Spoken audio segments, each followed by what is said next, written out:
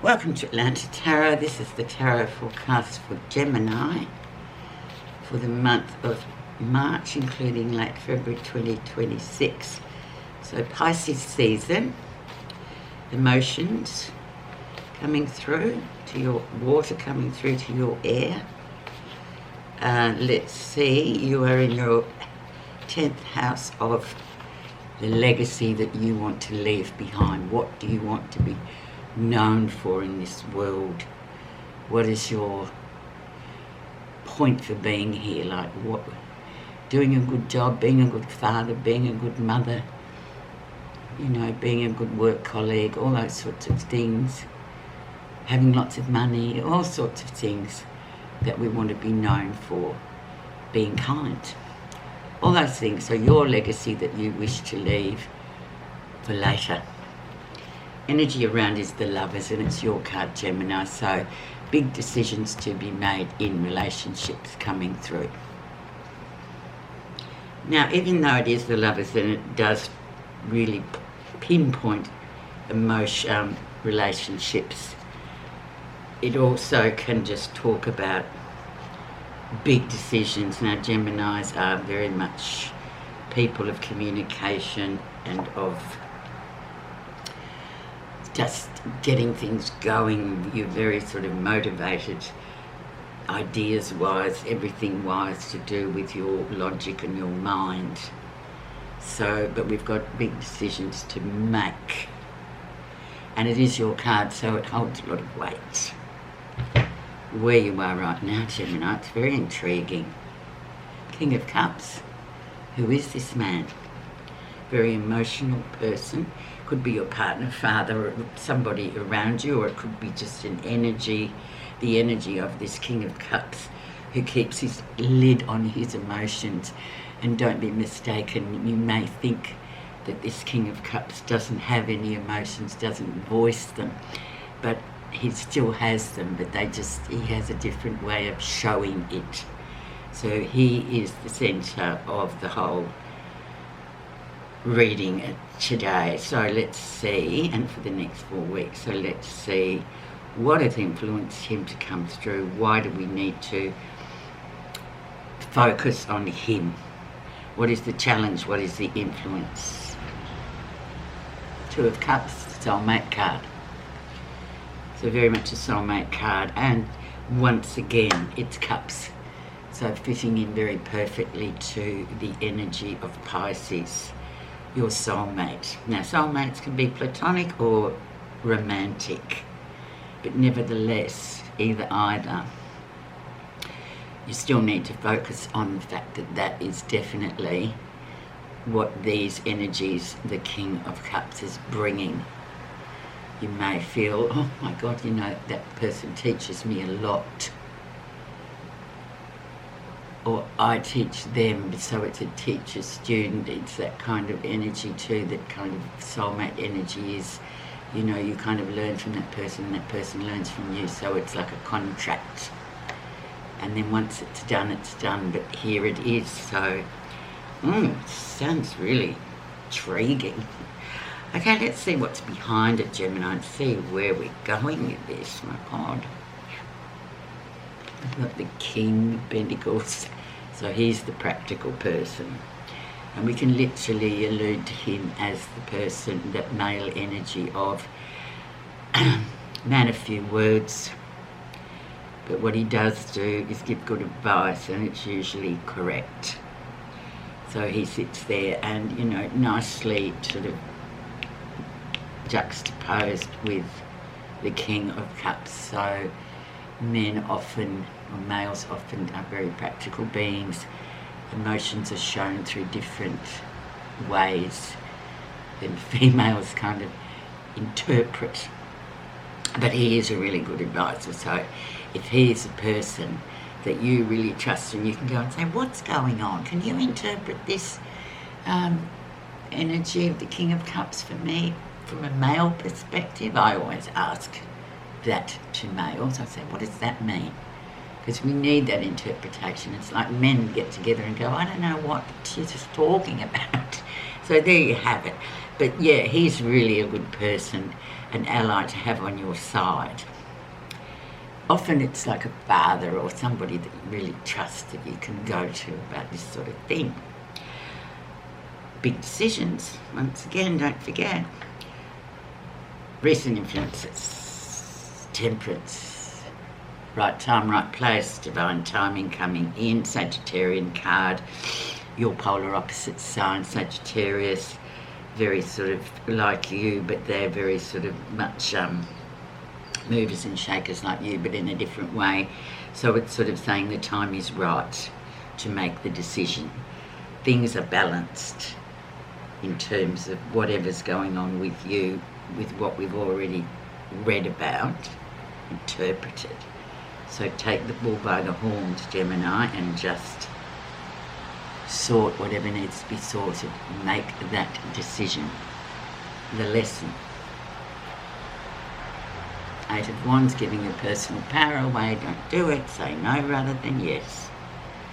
So that's a good way of really making the decision rather than going, oh no, I can't do anything. Oh no, I'm giving away my personal power too much. I'm not standing up for myself. And therein lies the problem, I guess, with the Eight of Swords. It's like you created this by yourself in a way, by just being like a pleaser rather than going, well, no, actually, I don't like it. So it's as simple as that with the Eight of Swords coming along, and we all do Eight of Swords behaviour from time to time. We also always say yes rather than no, just to keep the peace. And this is not a time to be keeping the peace in your 10th house, because you want to sort of overcome the issues that you have with that kind of thing. Near future. Seven of Wands, yes, speak up for yourself. Really speak up for yourself, because the Seven of Wands is all about competition. It's about moving forward. It's about action. But moreover, it's about literally saying your piece. So how interesting. So just say it. It's just easier. Even though the other party might be like, oh, well, you never want to do anything. Yeah, well, you know, in your world, it's like, no, well, I just don't have the space for that right now. Maybe next week, you know, speak up for yourself. Let's look at the keys. Number 7, what's happening you're not realising. The Tower. So things have really come to a decision point. This is imploding. It has imploded. It's been struck by lightning. It's on fire. The people are jumping out of the windows. They just want to get away from it because it's destruction. So it's like something in your life has literally come to the end of its use by date. It needs to change. It can be divorce, separation, all those sorts of things where we're kind of asked to let it go, bulldoze it, build something new that more suits what's happening at the moment. It's always hard, the Tower. But I think it's around relationships. I keep going back to the Lover's card, your card. It's about sort of getting rid of the old and bringing in the new, because the old doesn't sustain you. You can't live in that. Wow, oh God. That's a big ask, but it's sort of sitting there and you're not realising it, but it needs to be done, and you've got the right tools to do it at the moment, as we've already spoken about. Let's see the way people see you. This will be interesting. 3 of Cups. Now 3 of Cups is a card of celebration, pregnancy, marriage, but it also can talk about 3 in a relationship as well. So that might be a possibility. That's what's created this Tower to come in underneath it. I think we need to put a clarifier on that to just see exactly. But I think we've got the gist that this is about big decisions in relationship context. So maybe there is 3 in the relationship and it's like, oh, okay, but this happens.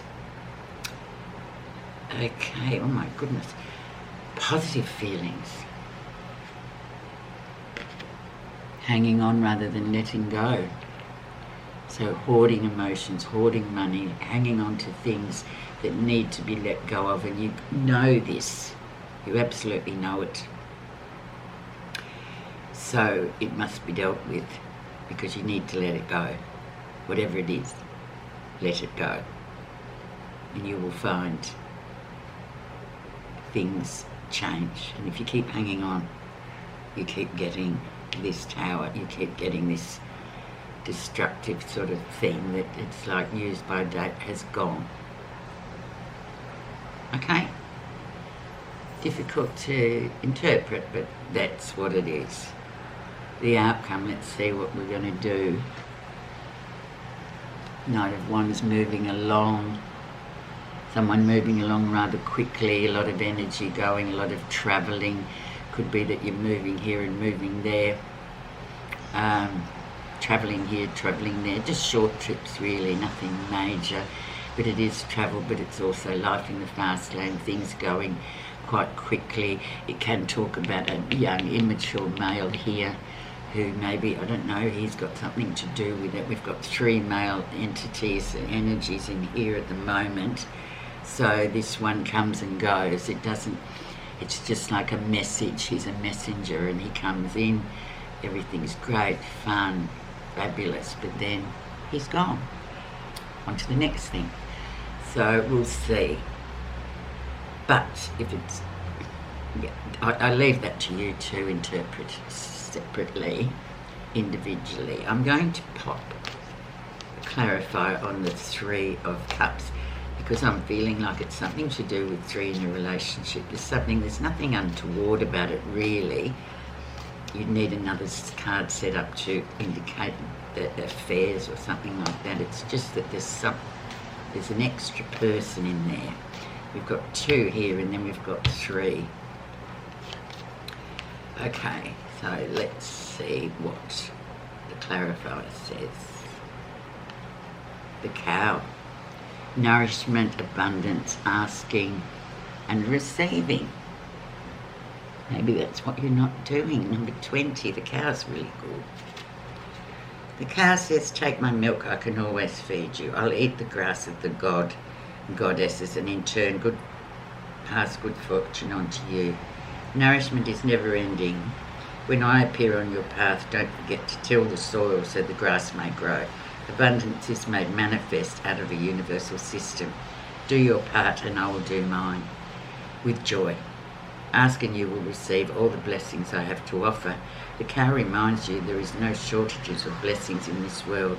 Ask to partake in infinite abundance and you will indeed get exactly what you need. Ask. There it is. Thanks for listening, Gemini. I wish you a great month.